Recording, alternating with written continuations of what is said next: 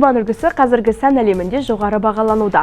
Трендті қолдайтын сұлу қыздарымыз жыл санап көбейіп келеді. Тюрбан тұрмыстағы келіншектерге ғана емес, бас-бос аруларымызға да таптырмас нәзіктік сыйлайды. Бойдақ бұрымдыларымыз неге орамалға құмартып жүр? Стиль мен сән бағыты қанша ауысса да, тюрбан көптеген коллекциялар мен көрсетілімдерде түрленіп жүр. Олар түрлі түсте, моншақтармен, ұзын қысқа шашақтармен түрленіп жасалуда. Тіпті қолдан тапсырысқа жасап, кәсібін дөңгелетіп отырғандар да бар. Біздің қазіргі уақытта клиенттеріміз ерекше үлгіде киінгенді жақсы көреді. Соған орай бізде осындай тюрбандарымыз бар. Міне осындай қолмен тігілген, бұлар барлығы әр түрлі, атластан бар, сеточный түрі бар. Бұлардың ішінде барлығы подкладымен және де размермен жүреді.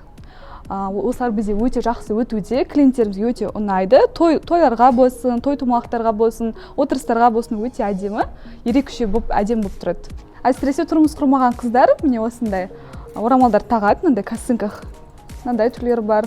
Осыларды көптеп алып жатады бізде. Бізде барлығы өзімізде тігіледі, маталардың барлығын біз басқа Турция, Дубайдан заказ беріп, өстіп тіктіреміз. Қыздардың сұранысына тоже қараймыз, қандай ұнатады, қандай түстер ұнатады деп. Осылай әр түрлі 4 бұрышты түрлері де бар, 3 бұрышты түрлері де бар.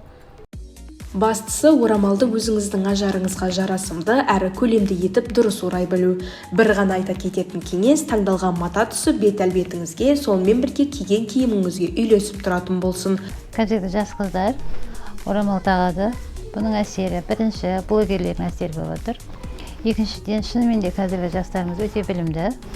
Шынымен де өздері зерттеп, өз ой еркелерімен тағады деп ойлаймын. Мен мысалы жас қыздардың орамал таққанын өте қолдаймын. Өйткені біздің қазақ халқымызда болған ол қыздардың ашық-шашық жүргені көрілмеген, шаштарын жайып жүрген ондай тарихымызда жоқ.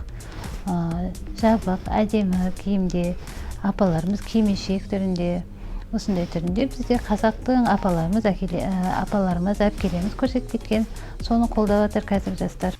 Соңғы 5 жылда тюрбан мен әдемі орамалдар тағатын жас қыздар саны көбейген. Оған себеп сәннің өзгеруі мен кез келген талғамға табыла кететін орамалдар. Жас қыздар сәннен қалғысы келмейді. Олардың орамалға құмартуының себебі де осы деп түйіндесек болады.